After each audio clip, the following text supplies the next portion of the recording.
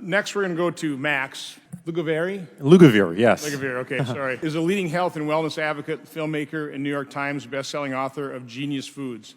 His work focuses on the link between diet, lifestyle, and brain health, and he has become a trusted voice in educating people about how nutrition impacts cognitive function. Max.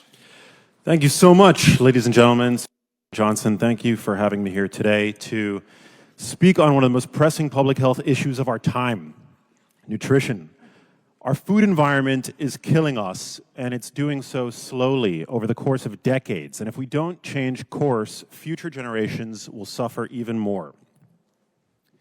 Today, 73% of the modern supermarket is made up of ultra-processed foods, foods that barely resemble what we've evolved to eat. 60% of the calories Americans consume are from these types of products. Certain demographics are hit harder than others. For example, Black Americans consume, on average, 80% of their calories from ultra-processed foods, contributing to a disproportionate burden of diet-related diseases. This isn't by accident. Many such populations are specifically targeted by advertisers. But make no mistake, all Americans are under attack, and it's costing us dearly. A recent umbrella review of meta-analyses linked ultra-processed foods to 32 negative health outcomes. Everything from cancer, heart disease, and diabetes, the usual suspects, to depression and anxiety, as Dr. Palmer has alluded to. Not one single positive health outcome was associated with these foods, not one. Ultra-processed foods, the kinds of foods that typically line our supermarket aisles, are engineered to be hyperpalatable and addictive. In fact, according to a study published by Gerhard et al. In 2022, ultra-processed foods meet the exact same criteria for addictive substances as tobacco products. Seminal NIH-funded research clearly shows their obesogenic effect. They drive us to overeat by as much as 800 calories per day, simply due to the quality of the food. This finding was actually precisely replicated and published last week in Japan. This is why America is facing an obesity epidemic. That's not about willpower. It's about the food system. And yet, the most recent Dietary Guidelines Advisory Committee appeared to bury their head in the sand, claiming that there is limited evidence that ultra-processed food intake increases risk for obesity in adults. We now know that every 10% increase in the proportion of ultra-processed foods in the diet is associated with a 14% increased risk of all-cause death and a 25% higher risk of Alzheimer's disease, a cause that's near and dear to my heart, as my own mother suffered from dementia for years before passing due to pancreatic cancer. I've seen profound sickness up close and personal, and it's motivated me to dedicate my life to this fight. But ultra-processed foods aren't just driving weight gain and subsequent metabolic dysfunction. Ultra-processed foods are exposing us to dangers that are invisible to the naked eye. Forever chemicals, pesticide residues, and endocrine disruptors. You won't find microplastics on the ingredients list of any item in your cupboard, but they're there too, harming everything from our fertility to our cardiovascular health and increasing risk of heart attack, stroke, and death, new research published in the New England Journal of Medicine has shown. Our bodies are capable and resilient, but today, the toxic burden is simply too high. These compounds are laced into the very food-like products that line our grocery store shelves, and yet they remain under-discussed in public health conversations. In fact, legitimately concerned families are gaslit again and again, reminded that, quote, everything is a chemical. It's insulting to American families like mine who have seen real sickness. All this adds up to the fact that today we are not simply living longer, we are dying longer. Chronic diseases are becoming more prevalent, and we're living out our final decades plagued by illnesses that are largely preventable with the right interventions. But here's the problem. A fraction of the money spent on chronic disease goes towards the research and promotion of these interventions. For brain disease specifically, my passion, Prevention accounts for only 2 cents of every research dollar spent. Think about that for a moment. The majority of our resources are being funneled into treatment while we're barely investing in stopping these diseases before they start. It's a short-sighted approach to one of the greatest public health challenges of our time. Prevention isn't just an option, it's the only solution. In what seems like a coordinated effort between the food industry and the upper echelons of academia and nutrition science, the dangers of ultra-processed foods continue to be suppressed, while the fear-mongering of nutrient-dense whole foods, such as red meat and eggs, continues. Even Harvard recently published a study correlating red meat consumption to type 2 diabetes.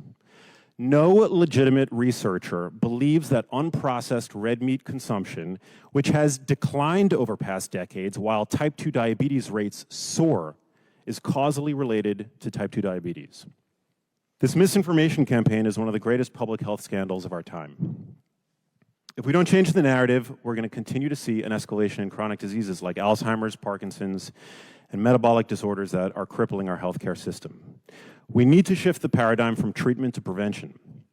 That means educating the public on the dangers of ultra-processed foods, incentivizing the production and consumption of whole, minimally processed foods of both plant and animal origin, and putting pressure on the food industry to improve or remove these toxic products from our shelves.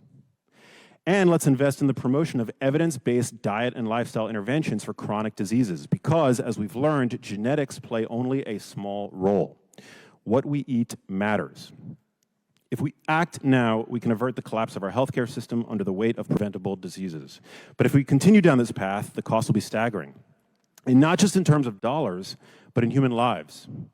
The food we eat is either the safest form of medicine or the slowest form of poison. I'll end with a question. If your grocery store has a health food section, what does that make the rest of the store? Thank you.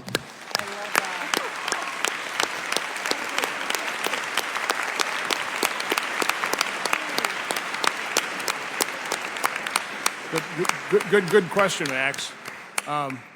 So I also had a sneak peek at a new documentary by Asim Malhotra called First Do No Farm. We're going to actually be showing that in Wednesday night at the Capitol Center. But in there, they talked about a NOVA scale. Are you aware of this? Yeah, so devised in Latin America. 1, 2, 3, yes. where NOVA 1 was an apple, NOVA 2 was apple slices, NOVA 3 is applesauce, and then NOVA 4 is a McDonald's pie. Ultra-processed food. Does that kind of scale, do you think that's helpful? Is that pretty valid? I mean, what's your opinion, or how best to? I mean, you talk about ultra-processed food. I mean, what's the best way for consumers to really evaluate this? I mean, we've gone to organic, by the way, because of Dr. Casey, and you find all these organic foods, but they all have then seed oils. Yeah. So, I mean, kind of tell us a little bit, how does the consumer navigate this? Well, the lines are fairly blurry, you're right, and processing is a continuum, and there's nothing inherently wrong with processing a food. When you slice an apple, as you alluded to, you're processing that apple to some degree. Ultra-processed foods are defined essentially as a food that you couldn't possibly make in your own kitchen if you tried. It's a food product with innumerable ingredients, which doesn't necessarily demonize a food, but it's a fairly good surrogate indicator for what a processed food might look like, a food that has innumerable ingredients, half of which you can't identify or even pronounce. So I think that's a fairly good litmus test. But it's also important to understand that even within the bucket of ultra-processed foods, some are better than others, and we need to continue to do research to understand which are the most nefarious from a health standpoint. I think it's fairly well established at this point that sugar-sweetened beverages are among the worst offenders. They provide no satiety benefit, pure calories, artificial colorants, and the like, and there are certainly some ultra-processed foods that are likely more benign. But in general, as a general screening tool, if you will, an ultra-processed food is generally a food that you couldn't possibly replicate in your own kitchen if you tried. I've also heard just comments like, don't drink your sugar, eat what your grandparents ate. You're pretty solid ground from that standpoint. So, Senator, I just wanted to quickly mention, working for the food companies, in the past 2 years, there's been 50,000 nutrition studies. created.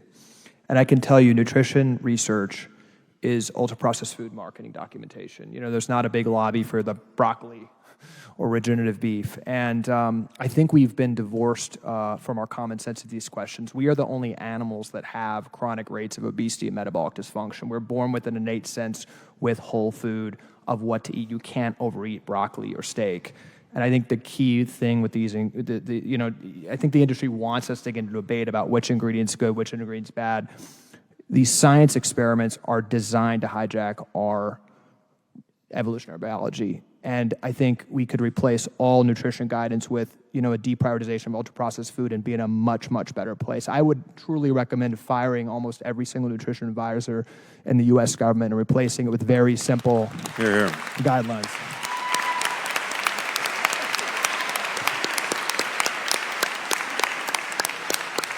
I would say it depends on how good the steak is. For people who might be looking at this hearing and who it's best to shop around the perimeter of the supermarket. Most people don't realize this, but supermarkets are designed the same way. It's the aisles that contain all the ultra-processed foods typically. It's not to say that there's not good stuff in those aisles. Extra virgin olive oil, nut seeds, things like that. But the more you can keep your shopping cart tethered to the perimeter of the supermarket, the better off you'll be. You know, I really do want to discuss, when we get down to the presentations, you know, how can consumers contend with this? You know, we don't all live in California where they have farmers markets all the time. You know, and again, my belief, my hope is that consumer demand will drive greater availability. But let's move through there. But I really want to discuss that because that's people want to know how can I live this way? How can I live healthier? How can I obtain these things?